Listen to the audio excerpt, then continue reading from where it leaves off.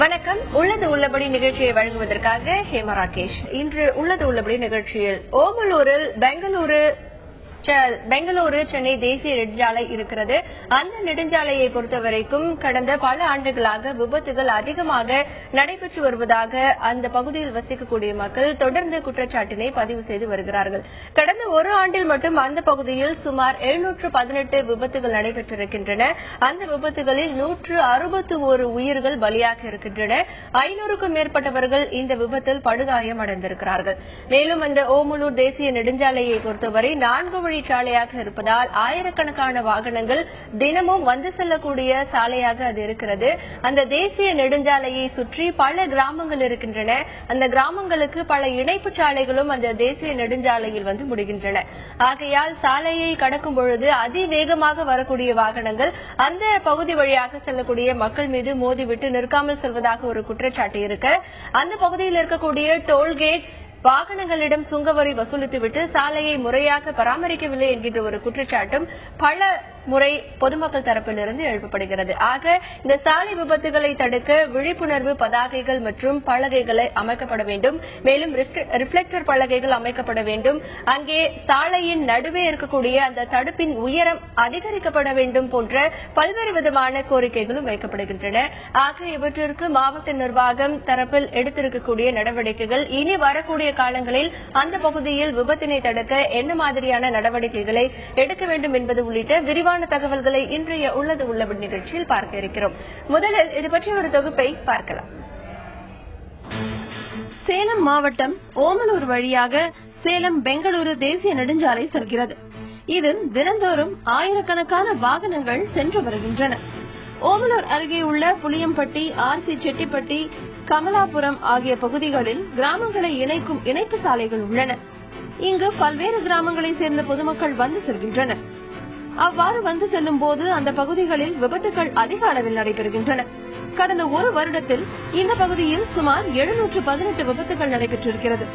161 பேர் இந்த விபத்துகளில் சிக்கி உயிரிழந்துள்ளனர். சுமார் 500க்கும் மேற்பட்டோர் காயமடைந்துள்ளனர்.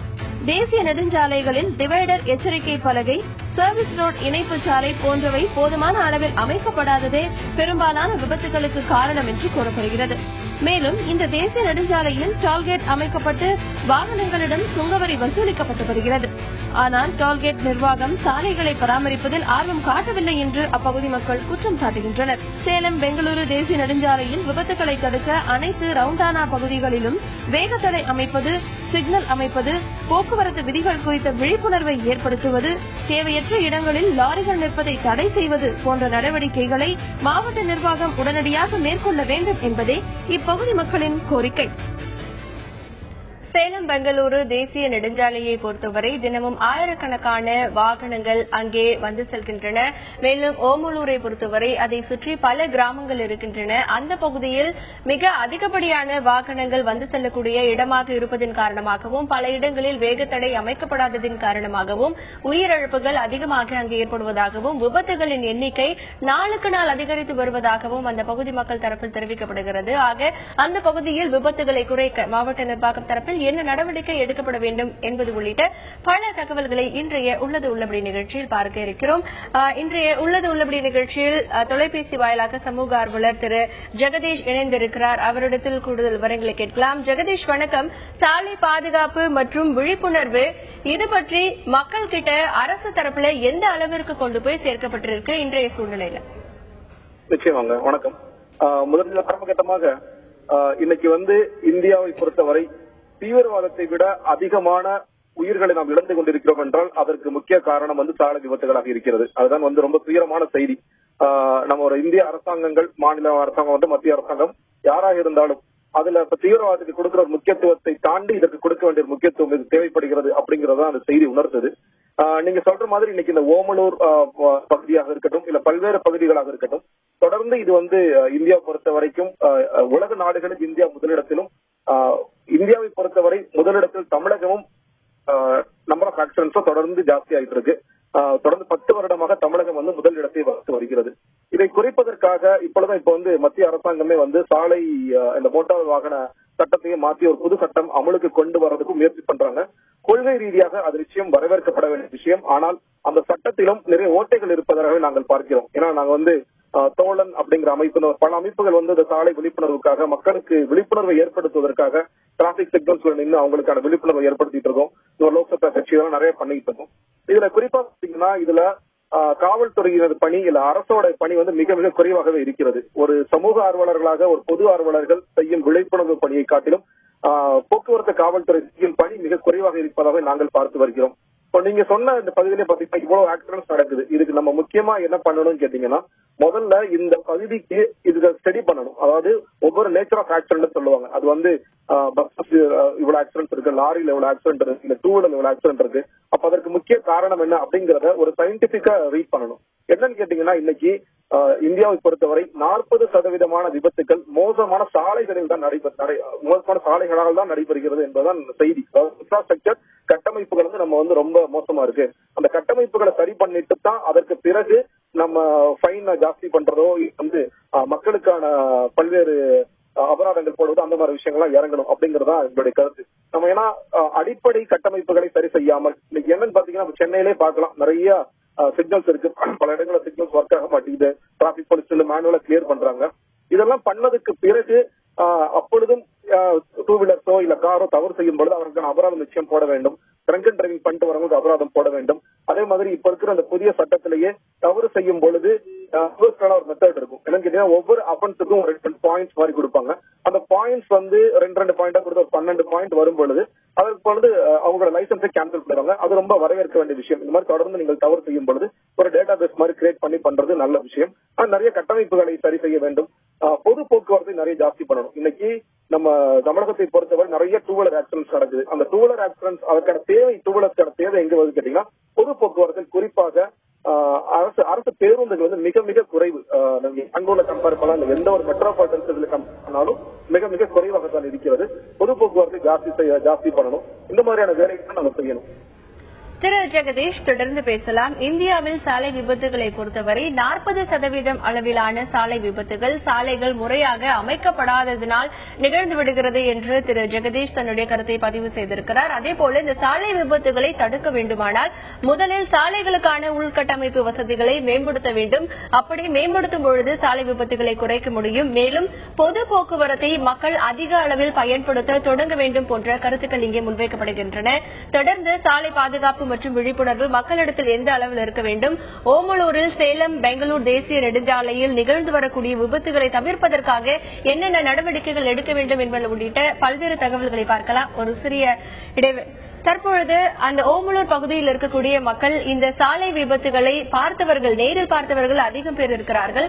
அந்த பகுதியில் நிகழ்ந்து வரும் சாலை விபத்துகள் குறித்து தங்களுடைய கருத்துக்களை பதிவு செய்திருக்கிறார்கள். கேட்கலாம். தண்ணி தொட்டியிலிருந்து காமலாபுரம், ஆற்று செட்டிப்பட்டி, எலத்தூர், பண்ணப்பட்டி பிரிவு ரோடு, இந்த பகுதிங்க அடிக்கடி விபத்து ஏற்படக்கூடிய பகுதிங்க. இந்த பகுதியில் சரியான மேம்பாலம் இல்லாததுனால அடிக்கடி விபத்து ஏற்படுது. ரோடு சரியான முறையில் பராமரிக்கிறது இல்லை. அங்கங்க ரோட்டுக்கு இடையில அங்கங்க கட்டிங் விட்டதுனால ரோட்டை சுற்றி வர்றதுக்கு பதிலாக இடையில பூந்து போறதுனால அடிக்கடி உயிரிழப்பு ஏற்படுது. இதுக்கெல்லாம் காரணம் ரோட்டை சரியான முறையில் இவங்க பராமரிக்காதனால தான். டோல் கேட்டு காசு வாங்குறாங்க, வண்டிக்கு இவ்வளவு காசு வாங்குறவங்க அந்த ரோட்டை சரியான முறையில் பராமரிக்காதனால வளைவான பகுதியில் சிக்னல் அமைக்கிறது இல்லை. மேடு பள்ளம் இருக்கிறதுல அந்த இடத்துல தேவையான ஒரு இதை சிக்னல் பொருத்தாதனால அடிக்கடி உயிரிழப்பு ஏற்படுது. இந்த முத்துராயக்கம்பட்டி பிரிவில் மேம்பாலத்துக்கு அருகாமையில முத்துராயக்கம்பட்டி செல்லும் சாலையில காவல்துறையே அந்த சாலையை வாகனங்கள் செல்லாத அளவிற்கு அடைத்து வைத்திருக்கிறது. 24 குறிப்பிட்டு சொல்லியும் நடவடிக்கை இல்லை. இதனால் என்ன, 4 வழி பாதையில் இருக்கிற மேம்பாலத்திலிருந்து முத்துராயக்கம்பட்டி பிரிவில் செல்லக்கூடிய அந்த சாலையில இருக்கிற சென்டர் மீடியா வாகனங்கள் செல்லாத அளவிற்கு நகாய் சுங்கச்சாவடியால் வெகு நீளமாக கட்டப்பட்டிருக்கிறது. இதை அப்புறப்படுத்த சொல்லி புகார் கொடுத்து நடவடிக்கை இல்லை. இதனால் வாகனங்கள் எல்லாம் புளியம்பட்டி சென்று திரும்பும் பொழுது மிக அதிக வேகத்தில் வருகிற வாகனங்கள் அங்கே விபத்துக்கு உள்ளாகிறது. ஆனால் 4 வழி பாதை அமைத்த பிறகுதான் இந்த பகுதியிலே மிக அதிகமான வாகன விபத்து ஏற்பட்டிருக்கிறது, உயிரிழப்பு ஏற்பட்டுக் கொண்டிருக்கிறது. எனவே காவல்துறையும் ஆட்சியாளர்களும் 4 வழி பாதையை அமைத்த நகாய் நேஷனல் ஹைவேஸ் அத்தாரிட்டி ஆஃப் இந்தியாவுடைய ப்ராஜெக்ட் டைரக்டர் பிடி உட்பட இணைந்து எங்களை போன்ற மக்கள் பிரதிநிதிகளை உள்ளடக்கி ஒரு கூட்டத்தை ஆட்சித்தலைவர் தலைமையில கூட்டி இதற்காக போர்க்கால அடிப்படையில நடவடிக்கை எடுக்க வேண்டும். திடீர்னு பாத்தீங்கன்னா நைட்டு 12 மணிக்கு வராங்க, திடீர்னு வந்து அங்க பாத்தீங்கன்னா ஆக்சிடென்ட் சொல்றாங்க. குறுக்கில வந்து நடுவுல வந்து நிறைய ஒரு ரோடுக்கும் நடுவுல நிறைய கேப் இருக்கு. அந்த கேப்ல வந்து பாத்தீங்கன்னா டர்னிங் பாயிண்ட் நிறைய இருக்கு. அதனால திடீர்னு ஸ்ட்ரைட்டா வண்டியை வந்து நைட் டைம்ல எதுவுமே தெரியலன்னா அவங்க எல்லாம் பார்த்து அடிக்கிறாங்க. ஆனா நடுவுல இந்த வண்டி வருதுன்னு யாருமே பாக்குறதில்ல. அதனால நிறைய வந்து வாமூர் வழியில வந்து வர தொப்பூர் புளியம்பட்டி வந்து பாத்தீங்கன்னா எடுத்துக்கிட்டீங்கன்னா டியூட்டி பண்ணப்படி தொப்பூர் இந்த இது வரைக்கும் பாத்தீங்கன்னா மேக்சிமம் வந்து பாத்தீங்கன்னா நைட்ல வந்து நிறைய ஆக்சிடென்ட் ஆகுது. கிட்டத்தட்ட நான் மட்டும் ஒரு 10 ஆக்சிடென்ட் பார்த்துருக்கேன். அதுவுமே அந்த வளையல எல்லாம் ஸ்பாட் அவுட் தான்.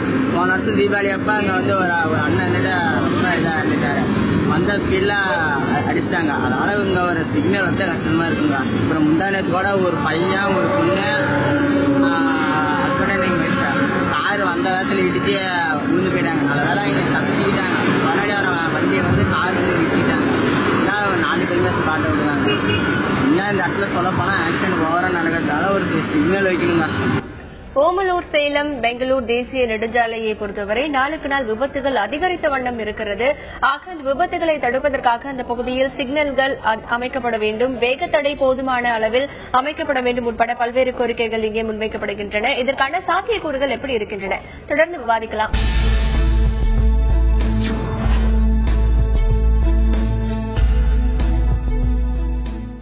ஓமலூர் சேலம் பெங்களூரு தேசிய நெடுஞ்சாலையில் தொடர்ந்து நடைபெற்றுக் கொண்டிருக்கக்கூடிய விபத்திற்கான காரணம் மற்றும் அந்த விபத்தை தவிர்ப்பதற்கான நடவடிக்கைகள் குறித்து விரிவாக விவாதித்து வருகிறோம். இன்றைய நிகழ்ச்சியில் பங்கேற்பதற்காக நம்முடைய செய்தி அரங்கிற்கு சமூக ஆர்வலர் திரு நாராயணன் வருகை தந்திருக்கிறார். அவரை வரவேற்கிறோம். வணக்கம் திரு நாராயணன்.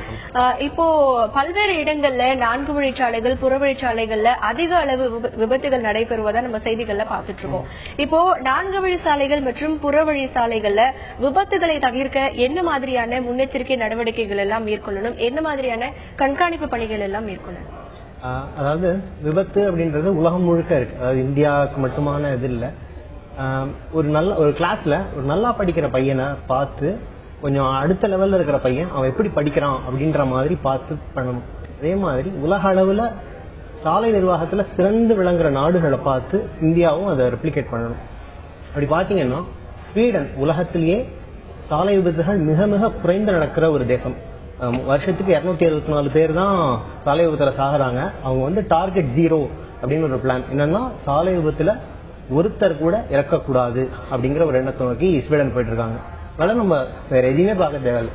ஸ்வீடன்ல எப்படி சாலை நிர்வாகம் நடக்குது அப்படின்னு 2 விதமா அவங்க பிரிக்கிறாங்க. ஒன்னு அர்பன் சிட்டிஸ்குள்ள நடக்கிறது, இன்னொன்னு வந்து சிட்டிஸ்குள்ள நடக்கிற விபத்துகள், இன்னொன்னு இந்த மாதிரி ஹைவேஸ் புறவழிச்சாலைகள்ல நடக்கிற விபத்துகள். புறவழிச்சாலைகள்ல 40% ஆஃப் ஆக்சிடென்ட்ஸ் ரோடு சரியில்லாம நடக்குது. அதாவது டிரைவர் பிரச்சனை இல்ல, வாகனம் பிரச்சனை இல்ல, சாலை சரியில்லை. சாலையில குழியா இருக்கிறதோ இல்ல சாலையில அந்த ரேடியேஷன் இது ஓட்டிருப்பாங்க இல்லையா, டைரக்ஷன் சரியில்லாம இருக்கிறதோ அந்த மாதிரியான பிரச்சனைகள்னால 40% விபத்துகள் நடக்குது. அதற்கு அரசு, அதாவது அரசு இதுல எல்லாம் இன்வெஸ்ட் பண்ணலாம் பார்க்கணும். இப்போ நான் வந்து சரியா ஓட்டல அப்படின்றது என்னுடைய பிரச்சனையா இருக்கலாம். அரசு எந்த விதத்துல எல்லாம் தீர்வு காணலாம் அப்படின்னா சாலைகளை சரியா பராமரிக்கணும். வருஷம் முழுக்க 500 பில்லியன் உலக அளவுல ஸ்பெண்ட் பண்றாங்க சாலைகள் இது பண்றதுக்கு. அதுல வந்து 1 to 3%, அதாவது 5 பில்லியன்ல இருந்து 15 பில்லியன் தான் சேஃப்டிக்காக ஸ்பெண்ட் பண்ற அமௌண்ட். அந்த சேஃப்டிக்காக ஸ்பெண்ட் பண்ற அமௌண்ட்டை இன்க்ரீஸ் பண்ணணும். அட்லீஸ்ட் அதை வந்து 6%ல இருந்து 10%க்கு இந்த ஒரு ப்ராஜெக்ட் வந்து 100 கோடி ப்ராஜெக்ட்னு வச்சுக்கோங்களேன். அதுல 6 கோடியில இருந்து 10 கோடி வரைக்கும் சேஃப்டிக்காகவே செலவு செய்யணும், சாலை சேஃப்டிக்காக. இது வந்து ஒரு முக்கியமான ஒரு பணியா பாக்குறேன். தொடர்ந்து பேசலாம் திரு நாராயணன். தற்பொழுது இருக்கக்கூடிய சூழ்நிலையில் சாலை விபத்துகளை பொறுத்தவரை மோசமான சாலை உள்கட்டமைப்பு வசதிகள் காரணமாகத்தான் சாலை விபத்துகள் நடைபெறுகின்றன என்கின்ற ஒரு கருத்து இங்கே பதிவு செய்யப்படுகிறது. தொடர்ந்து சாலைகளை மேம்படுத்தக்கூடிய நடவடிக்கைகளில் அரசு ஈடுபட வேண்டும் என்கின்ற ஒரு கருத்து முன்வைக்கப்படுகிறது. மேலும் ஓமலூர் சேலம் பெங்களூர் தேசிய நெடுஞ்சாலையில் விபத்துகள் அதிகமாகவே நடைபெறுகின்றன. அந்த பகுதியை சுற்றி இருக்கக்கூடிய கிராம மக்கள் தங்களுடைய நிலையை விவரித்திருக்கிறார்கள். கேட்கலாம். கிட்டத்தட்ட 15 ஆக்சிடென்ட் பார்த்துருப்போங்க. இந்த மாதிரி ரோடு பிரியுது, கீழ் ரோடு போகுது, மேல ரோடு போகுது, ரோடு கீடு எதுவும் இல்லை, சிக்னல் வைக்கிறதுக்கு எதுவும் இல்லை. இதனால ஆக்சிடென்ட் ஓவர் ஆகுதே தவிர உயிரெல்லாம் ஓவரா பிரியுதுங்க. அதனால இந்த மாரி இது சிக்னல் வச்சா பரவாயில்ல, ஏதோ தினமும் 2 போலீஸ் வந்து பாதுகாப்பு கொடுத்தாங்களா கூட பரவாயில்ல. போகும்போதெல்லாம் ஏகப்பட்ட பிரச்சனை ஆகுதுங்க. அது இந்தாண்டு வந்து அது வரவே முடியல. ஏகப்பட்ட பிரச்சனை கம்ப்ளைண்ட் மாவட்டம் பண்ணவே முடியல. இந்த ஏரியால பாத்தீங்கன்னா மேக்சிமம் இந்த ரோட்ல வந்து பாத்தீங்கன்னா அதிகமா ஆக்சிடென்ட் நடக்கக்கூடிய ஏரியாவே இந்த 35 கிலோமீட்டர்ல இந்த ஏரியால தான் அதிகமா நடக்குது. இவங்க இந்த 35 கிலோமீட்டருக்கு டோல்கேட்ல வந்து ஒழுங்காவே ரோடு பராமரிப்பு பண்றது இல்லைங்க. என்ன பண்ணிருக்காங்கன்னு பாத்தீங்கன்னா ஒவ்வொரு கட்டிங்லயுமே கண்டிப்பா பாலம் போட்டிருக்கணும். ஆனா பாலமே கிடையாது. கட்டிங்ல போற வண்டி ஆட்டோமேட்டிக்கா வேகமா போயிட்டு இருக்காங்க. இதனாலேயே நிறைய விபத்து நடந்துட்டு இருக்குது. ஓமூர் காவல் நிலையத்துல பாத்தீங்கன்னா விபத்து வழக்கு தான் இந்த வருஷத்துலயே அதிகமா வந்திருக்குன்னா பாத்துக்கோங்க எவ்வளவு விபத்து நடந்திருக்கும் அப்படின்ட்டு. இந்த இடத்துல மட்டுமே இது வரைக்கும் ஒரு 6-7 காருக்கு மேல அப்செட் ஆயிருக்கு. இந்த ஒரு வாரத்துல மட்டுமே 6-7 காருக்கு மேல அப்செட் ஆயிருக்குது. அந்த கார் அப்செட் ஆனதுக்கு அப்புறமா அவங்க எந்த இதுவும் நடவடிக்கை எடுக்க. அந்த பகுதி மக்கள் தெரிவித்த கருத்துக்களை பார்த்தோம். தொடர்ந்து திரு நாராயணன் அவர்களிடத்தில் பேசலாம். திரு நாராயணன், இப்போ சாலை விபத்துகள் பொறுத்த வரைக்கும் உள்கட்டமைப்பு வசதிகள் சரியில்லை அப்படிங்கிற ஒரு காரணம் இருக்கு. அதே நேரத்துல மக்களுக்கு போதுமான விழிப்புணர்வு தேவை அப்படிங்கறது இருக்கு. இப்ப 4 வழிச்சாலைகள் நிறைய இடத்துல நம்ம போட்டிருக்கோம். அந்த சாலைகள்ல பார்க்கும் பொழுது வெஹிக்கிள்ஸ் எல்லாம் வந்ததுன்னா கிட்டத்தட்ட ஒரு 100 கிலோமீட்டர் ஸ்பீடுக்கு மேலதான் எல்லா வெஹிக்கிள்ஸ்க்கும் வரப்போகுது. ஆனா பொதுமக்கள் வந்துட்டு அந்த ஒரு விபரீதம் புரியாம நடுவுல போய் கிராஸ் பண்றது, இந்த மாதிரியான செயல்கள் எல்லாமே ஈடுபடுறாங்க. பொதுமக்களுக்கு ஏற்படக்கூடிய விழிப்புணர்வு எப்படி இருக்கணும்னு நினைக்கிறீங்க? இதுல நம்ம பொதுமக்களை வந்து குறை சொல்ல முடியாது. ஏன்னா இப்ப நான் சாதாரணமா இருக்கிற என் ஊர்ல வந்து ஒரு ஹைவே போடுறான்னு வச்சுக்கோங்களேன். அதுல வந்து எனக்கு கம்ஃபர்டபுளா இருக்கணும் அந்த ஹைவே கிராஸ் பண்றது. நான் வந்து எப்ப நினைச்சாலும் அதை கிராஸ் பண்ற சிச்சுவேஷன் எனக்கு இருக்கணும். என் உயிரை பணைய வச்சுக்கிட்டு நான் கிராஸ் பண்ணக்கூடாது. இதுலயும் நான் திரும்ப அரசு தான் சொல்லுவேன். ஸ்வீடன்ல 500 கிலோமீட்டர் ஸ்ட்ரெச் இருக்கிற ஒரு ரோட்ல 12,500 மேம்பாலங்கள் கட்டி வச்சிருக்காங்க. சோ இப்ப நான் வந்து 2 சைடும் பாத்துக்கிட்டு 100 வெஹிக்கிள் ஒரு வயசான பாட்டியால் எப்படி கிராஸ் பண்ண முடியும்? ஒரு யங்ஸ்டர் சரி கிராஸ் பண்ணலாம். ஒரு வயசான பாட்டி எப்படி அந்த 2 சைடும் பாத்துக்கிட்டு கிராஸ் பண்றது ரொம்ப சிரமமானது. அதனால இதுலயும் நான் அரசு தான் குறை சொல்லுவேன். எங்கெல்லாம் ஹைவே போடுறாங்களோ அங்க இருக்கிற ஊர் மக்கள் அவங்களுக்கு நீங்க அவேர்னஸோட இருங்கன்னு சொல்றதை காட்டிலும் அவங்களுக்கு கம்ஃபர்ட்டை ஏற்படுத்தி கொடுக்க வேண்டியது அரசோட பொறுப்பா இருக்கு. அதான் சொன்னேன் 500 கிலோமீட்டர் ஸ்ட்ரெச்சுக்கு 12,500 மேம்பாலம் கட்டியிருக்காங்க. அதனால ஒவ்வொரு ஊர்லயும் மேம்பாலம் இந்த மாதிரி கட்டி அதை கட்டினதை யூஸ் பண்ணுங்கன்னு சொல்றது அது அவேர்னஸ். திரு நாராயணன், உங்களுடைய தகவல்களுக்கு நன்றி. சாலை விபத்துகளை பொறுத்தவரை அதை தடுப்பதற்கான நடவடிக்கைகள் என்பது அரசிடம்தான் இருக்கிறது. மேலும் தேசிய நெடுஞ்சாலைகளை பொறுத்தவரை சாலை விபத்துகள் நடக்காமல் தடுக்க முன்னெச்சரிக்கை நடவடிக்கையாக மேம்பாலம் அமைத்தல், வேகத்தடை அமைத்தல், ரிஃப்ளெக்டர் பலகைகள் வைத்தல் என பல்வேறு விதமான நடவடிக்கைகளில் அரசு உடனடியாக இந்த நடவடிக்கைகளில் ஈடுபட வேண்டும் என்பதே ஒட்டுமொத்த மக்களின் கோரிக்கையாக இருக்கிறது. இந்த நிகழ்வில் பங்கேற்ற திரு நாராயணன் அவர்களுக்கு நன்றி. மீண்டும் ஒரு உள்ளது உள்ளபடி நிகழ்ச்சியில் சந்திக்கலாம்.